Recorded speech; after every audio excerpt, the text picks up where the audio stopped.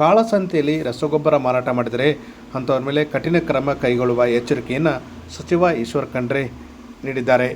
ಗೊಬ್ಬರ ಕೊರತೆ ವಿಚಾರವಾಗಿ ಸಹ ಅಧಿಕಾರಿಗಳ ಜೊತೆ ಚರ್ಚಿಸಿ ಸಿಎಂ ಗಮನಕ್ಕೆ ತಂದಿದ್ದೇನೆ ಎಂಬ ಮಾಹಿತಿ ನೀಡಿದ ಅವರು, ಯಾವುದೇ ರೀತಿಯ ರಸಗೊಬ್ಬರ ಕೊರತೆಯಾಗದಂತೆ ನೋಡುತ್ತೇನೆ ಎಂದು ಈಶ್ವರ್ ಖಂಡ್ರೆ ಹೇಳಿದ್ದಾರೆ.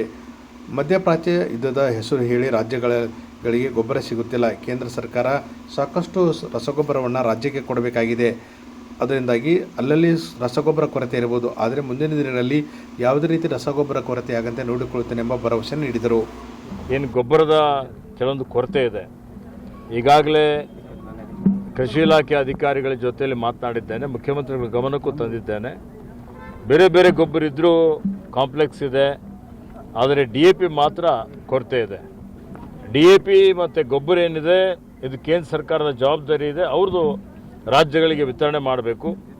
ಈ ಸಲ ಬರೀ 30% ಮಾತ್ರ ವಿತರಣೆ ಮಾಡಿದ್ದಾರೆ ಅಂತೇಳಿ ನನಗೆ ಮಾಹಿತಿಯನ್ನು ಅಧಿಕಾರಿಗಳು ಕೊಟ್ಟಿದ್ದಾರೆ.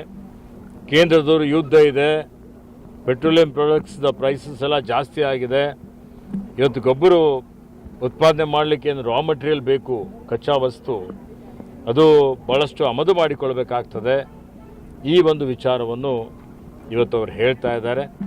ಆದರೂ ರಾಜ್ಯ ಸರ್ಕಾರದ ವತಿಯಿಂದ ಪ್ರಯತ್ನ ಮಾಡ್ತಾ ಇದ್ದೇವೆ. ಹೆಚ್ಚುವರಿ ಗೊಬ್ಬರ ತರಿಸಬೇಕು ಅಂತೇಳಿ ಜಿಲ್ಲಾಧಿಕಾರಿ ಅವರಿಗೆ ಹೇಳಿದ್ದೇನೆ. ಎಲ್ಲಾದರೂ ಬಫರ್ ಸ್ಟಾಕ್ ಇದ್ದರೆ ಅದನ್ನು ಬೀದರ್ ಜಿಲ್ಲೆಗೆ ತರಿಸಿ ಗೊಬ್ಬರ ಪೂರೈಕೆ ಮಾಡುವಂಥ ಒಂದು ಪ್ರಯತ್ನವನ್ನು ನಾವು ಮಾಡ್ತಾ ಇದ್ದೇವೆ. ಮತ್ತು ಇವತ್ತು ಯಾರು ಶಾಪ್ನವರಿದ್ದಾರೆ, ಗೊಬ್ಬರ ಏನಾದರೂ ಕಾಳಸಂತೆಯಲ್ಲಿ ಮಾರಾಟ ಮಾಡಿದ್ದರೆ ಅಂಥವ್ರ ಮೇಲೆ ಕಠಿಣವಾದಂಥ ಒಂದು ಕ್ರಮ ತೆಗೆದುಕೊಳ್ಳಲಾಗುವುದು ಅನ್ನುವಂಥ ಒಂದು ಎಚ್ಚರಿಕೆಯನ್ನು ತಮ್ಮ ಮುಖಾಂತರ ನಾನು ಎಲ್ಲರಿಗೆ ಕೊಡಲಿಕ್ಕೆ ಇಷ್ಟಪಡ್ತಾ ಇದ್ದೀನಿ.